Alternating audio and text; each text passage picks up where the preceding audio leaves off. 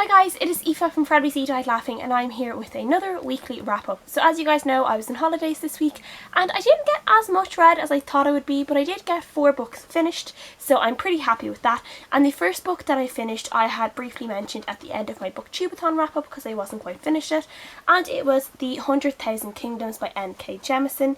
This is about a girl called Yen who is, after travelling to this city called Sky, it's kind of like the ruling city, and in this city there are these gods who were they were kind of thrown down by the almighty god, the ruling god. They went against him and they have been stripped of their powers and they are kind of chained to these humans and they have to kind of do whatever these humans say. And Jen ends up kind of talking to these gods when she reaches this city which her grandfather rules, and she ends up being one of the descendants in line to become the next heir of the city, and she ends up in this kind of political malarkey that she doesn't really understand. She's trying to figure it out, and then she has this link to these gods as well and kind of has a connection to them that she's trying to figure out. And then she's also trying to figure out who murdered her mother, as her mother was killed, and there's just so much going on in this book.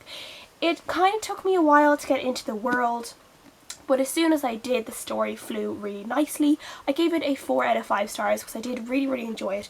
It just wasn't the best fantasy book I've ever read. It was just, at times it was a tiny bit confusing, but I think I did fall into the story quite quickly and I did enjoy the majority of the story as well, and I am looking forward to where the next book will take because it's going to follow different characters. So yes, and a dog is about to come up and lick my face. Hello Jeremy. So yes, I did enjoy this and I'm looking forward to reading the next one. The next book I'm going to talk about is a book that I got for a review off Penguin Random House, and it is Anna and the Swallow Man by Gavriel. This is about a young girl, she's about 7 or 8, when the war breaks out in 1939 and her father disappears one day. She's living in Poland, Krakow, Poland, and her father disappears one day, and then after a couple of days she realises he's not coming back, and then she finds this man that she calls the Swallow Man, and she just kind of ends up following him around. He doesn't seem to be going anywhere in particular, he's just walking and walking and walking, and she ends up becoming kind of his companion, and they kind of end up in almost like a father-daughter relationship where he kind of looks after her and she looks after him, and it's just kind of about their journey together and who they meet and what they see and stuff like that.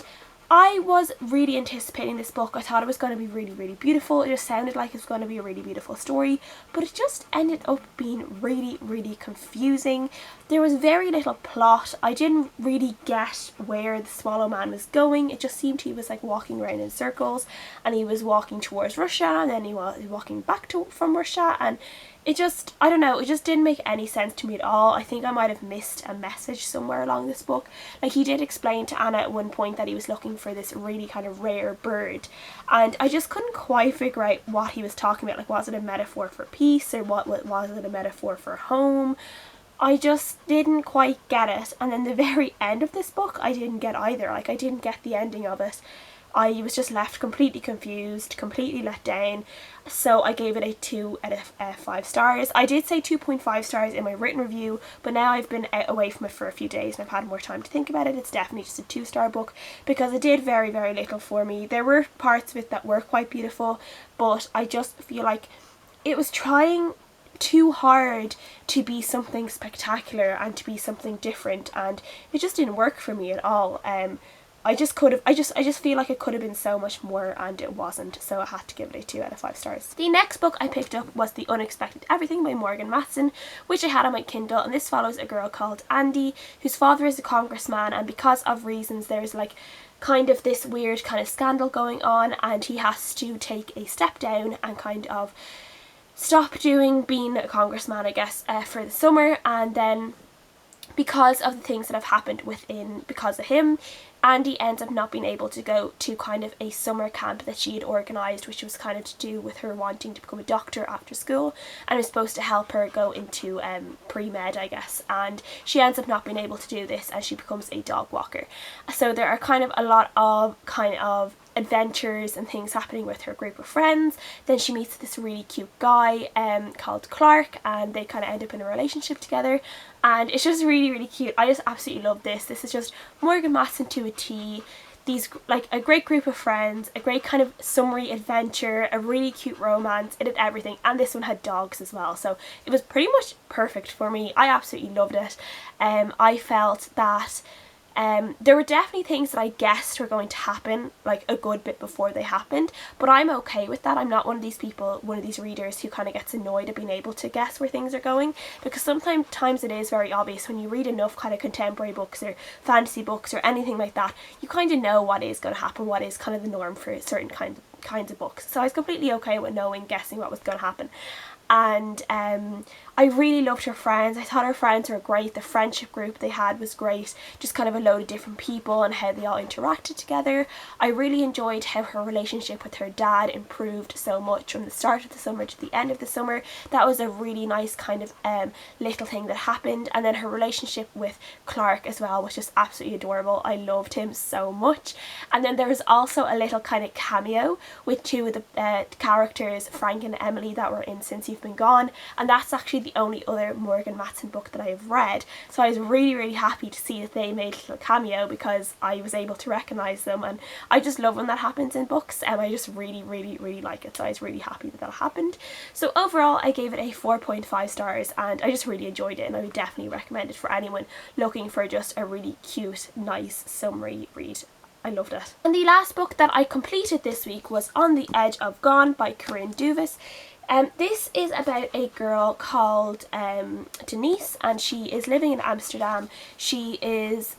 There's something going on in the world where a comet is about to land on Earth, and people have been selected to go. There are some people who are selected to go into these generation ships, which go up obviously into space and we're going on to neighbouring planets that were able, basically like almost like copycats of Earth.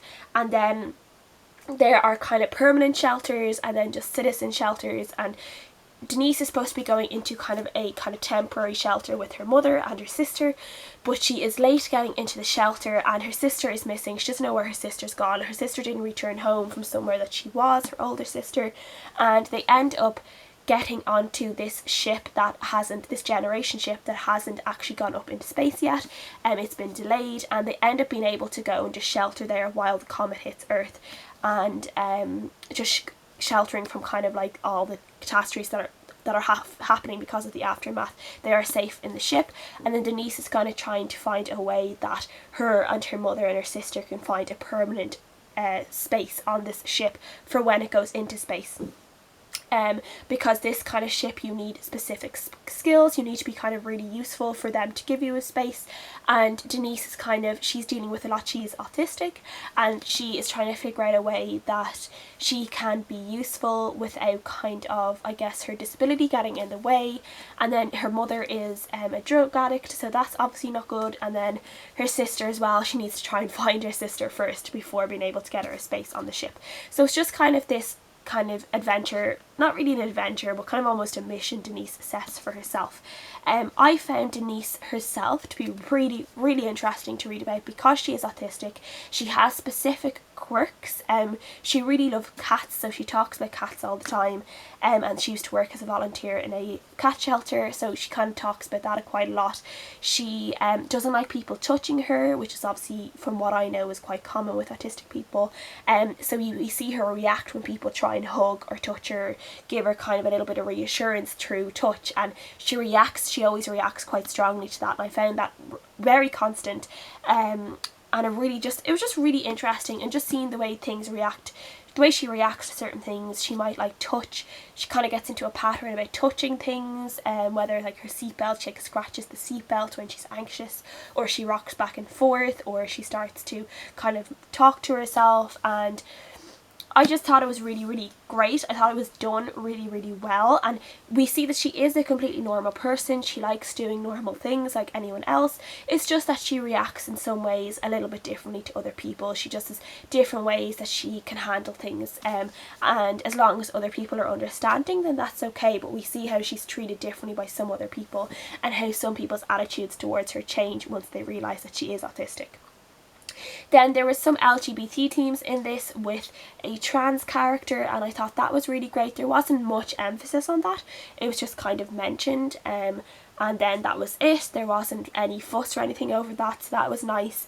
I gave it a 4, it's kind of like a 3.5 4 stars for me, simply because I felt that for a while nothing was really happening, or for a while it kind of seemed that Denise was just doing the same thing every day. She was going out trying to help survivors, going looking for her sister, and then the next day she kind of do the whole thing again, and for a while it just seemed like it was going in circles and nothing was really happening. And then I wasn't like completely blown away by the ending either, but I think it was overall quite a good book, and I really enjoyed being kind of seeing a main character as an autistic person and being able to read from that point of view as well. That was really, really great for me. So overall a 3.5/4 stars for me. And then at the moment I am about 30% through the Assassin's Game by Kirsty McKay. This is something that I got from NetGalley, which I need to get read by tomorrow because I need to get a review up for it. But I just was really tired yesterday when I came home, and I just wasn't really in the reading mood, so I ended up not really reading that much, but I'm hoping to get a good bit into that today. And then I was also read about 5 chapters or so of The Inquisition by Taran and Matharu, so this also needs to be finished pretty quickly as it needs to go back to the library. But I don't know how far I'll get into either of these books, because I went to the shops today and I got a little something for myself, and I read like a couple of pages and I just want to sit down and just read this all evening. So I don't know what will happen, but I can't wait to get into this. I was a little bit unsure about it because it is obviously script form, it's not like a proper book, but after reading a couple of chapters I feel like I can get into this. I will be able to get into this, and I just can't wait to read it, so yay. So that is everything that I've read this week and what I am currently reading. Please let me know what you guys think. If you guys have picked up your copy of The Cursed Child, if anyone has finished it, what do you think? So yes, I'm so excited. Please leave your comments below, leave me all your thoughts, and I'll see you guys again next time. Bye!